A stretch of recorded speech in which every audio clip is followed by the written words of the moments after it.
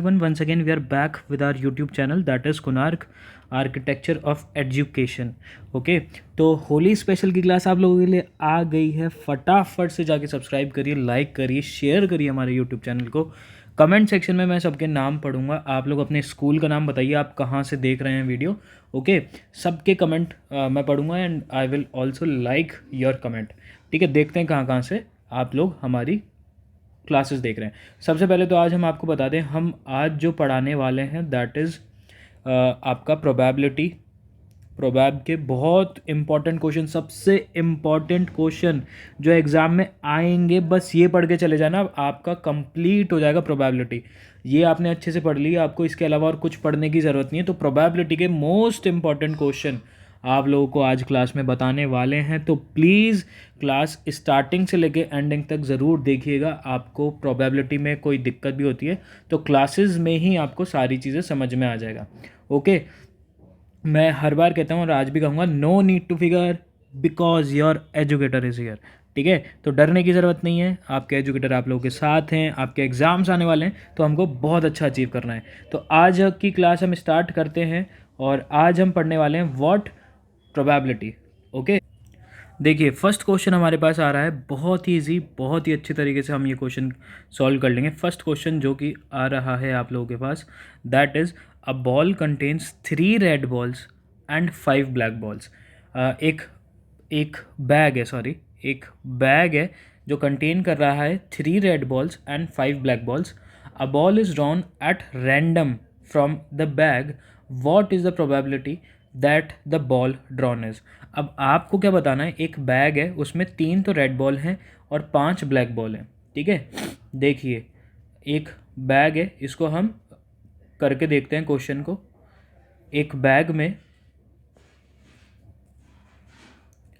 आपकी 3 तो red ball है और 3 आपकी ब्लैक बॉल, 3 आपकी रेड बॉल है और 5 आपकी ब्लैक।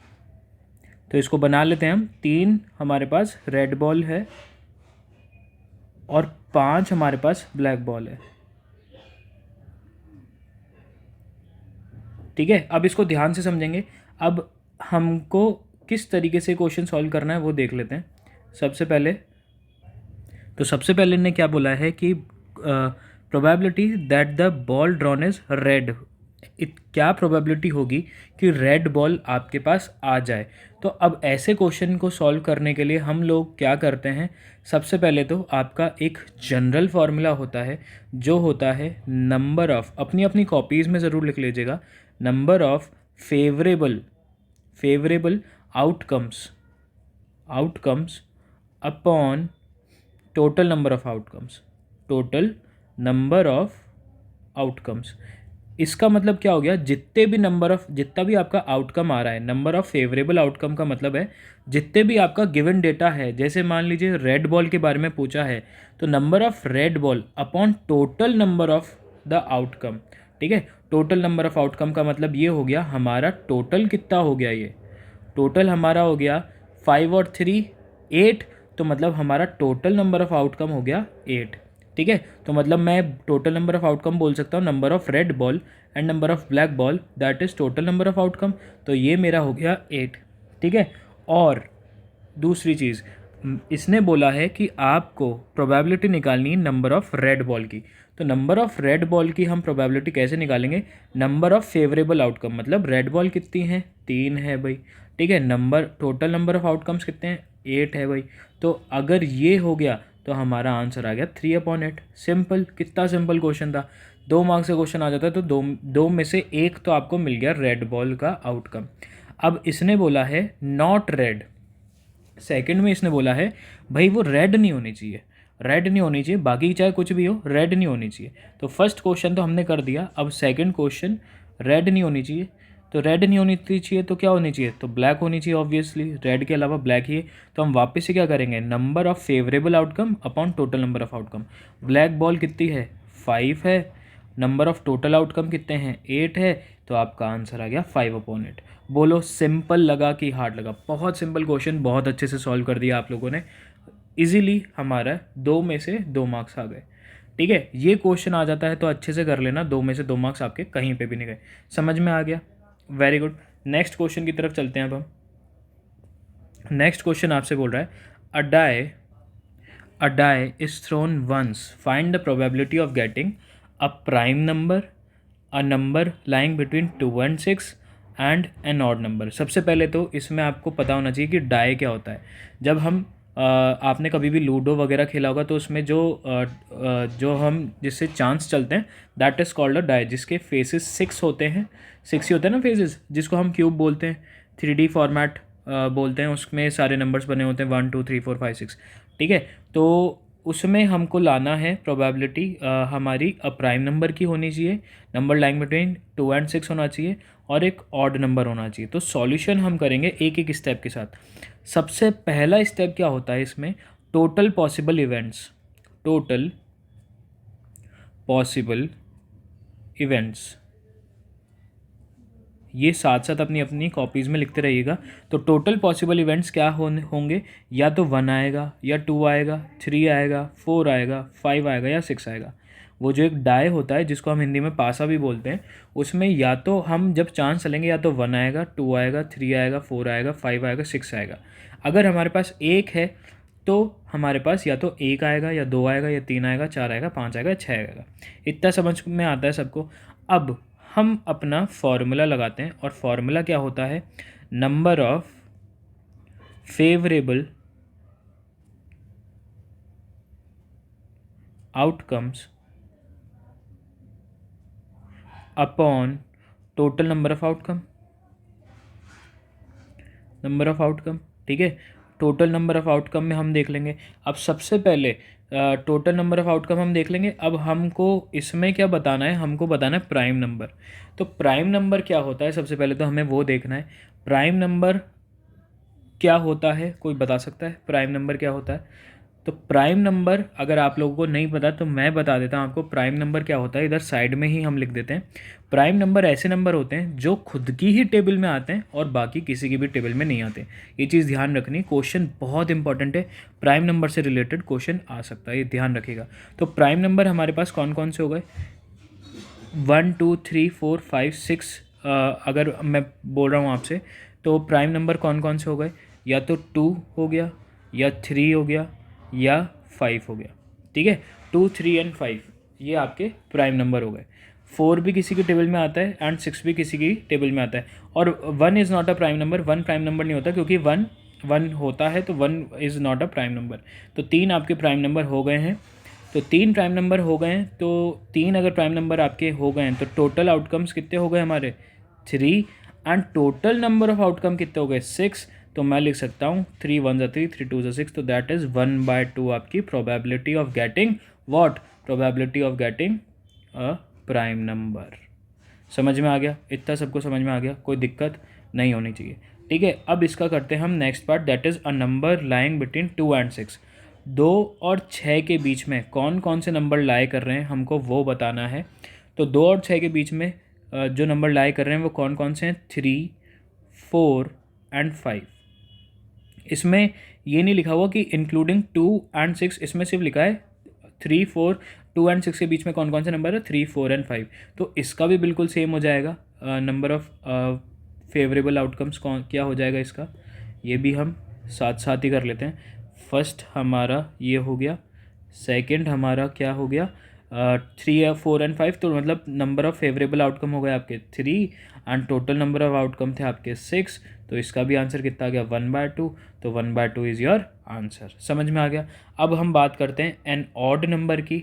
ऑड नंबर 1 और 6 के बीच में कौन कौन से ऑड नंबर हैं, तो वो आप लोग बता दीजिए। 1 and 6 के बीच में कौन कौन से ऑड नंबर हैं, इंक्लूडिंग 1 and 6 ऑल्सो। तो ऑड नंबर कौन कौन से हो गए, 1 3 and 5। ये 3 ऑड नंबर होते हैं, 1 3 and 5। ठीक है, तो 1 3 and 5 मतलब 3 upon total number of outcome that is 6। तो इसका भी आंसर 1/2 आ गया। समझ में आ गया सबको, तीनों का आंसर सेम है, ये समझ में आ जाना चाहिए। अब अगर आपको किसी बच्चे को डाउट है ऑड नंबर और इवन नंबर क्या होते हैं, तो इवन नंबर वो होते हैं जो 2 की टेबल में आते हैं, उनके अलावा बाकी सब ऑड नंबर होते हैं। इतना सबको समझ में आता है। इंटीजर सबको पता है क्या होते हैं, ये सारी चीज़ें। होल नंबर सबको पता है, जो नंबर 0 से स्टार्ट होते हैं। तो ये तो हमने बहुत पहले की क्लास में पढ़ रखा है। If you are in 10th 9th और 11th तो आपको ये चीज़ देखने की ज़रूरत नहीं है। हमको क्या करना था, हमको क्वेश्चन सॉल्व करने का ट्रिक समझना था, वो हमको समझ में आ चुकी है। ठीक है, चलते हैं नेक्स्ट क्वेश्चन की तरफ। देखिए अब ये बहुत ज़्यादा इंपॉर्टेंट क्वेश्चन है, दैट्स वाई मैंने इसको रेड में मार्क किया है। ये क्वेश्चन देखिए, अ coin is tossed twice simultaneously, मतलब मेरे हाथ में दो कॉइन है और मैंने साथ में दोनों कॉइन टॉस किए। Find the probability of getting a head on both times, मतलब जब मैंने दोनों कॉइन्स उछाले तो दोनों पे मेरे पास हेड हेड आना चाहिए। समझ में आ गया? नहीं आया तो अब देखो, सबसे पहले हम पॉसिबल आउटकम्स निकालते हैं और फिर मैं आपको वापस समझाता हूँ, आपको और क्लियर हो जाएगा। पॉसिबल आउटकम सबसे पहले लिखते हैं, नंबर ऑफ़ पॉसिबल आउटकम्स क्या क्या हो सकते हैं। तो पॉसिबल आउटकम हो गए, मैंने दो कॉइन उछाले तो सबसे पहला तो आ गया मेरा हेड टेल, या एक कॉइन पे आ गया हेड, एक पे आ गया टेल, फिर एक पे आ गया टेल, एक पे आ गया हेड। ध्यान से समझना, एक पे आया हेड, पहले पहले बार मैंने उछाला दोनों कॉइन को एक साथ, तो एक कॉइन पे आया हेड, एक पे आ गया टेल। दूसरी बार मैंने उछाला तो दूसरे कॉइन पे आ गया टेल और पहले कॉइन पे आ गया हेड। फिर तीसरी बार मैंने उछाला तो आया हेड हेड, दोनों पे हेड आ गया।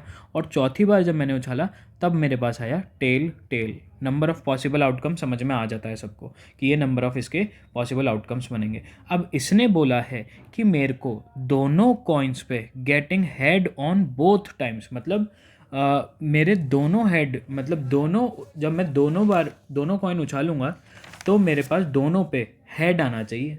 समझ में आ गई बात? दोनों पे क्या आना चाहिए? हेड आना चाहिए। तो हम सेम फार्मूला से, जो फार्मूला हम अभी तक पढ़ के आए हैं वो ही लगा देंगे, जो कि होता है number of favourable outcome, number of favourable outcome, पूरा फार्मूला नहीं लिखेंगे बार बार, upon total number of possibility.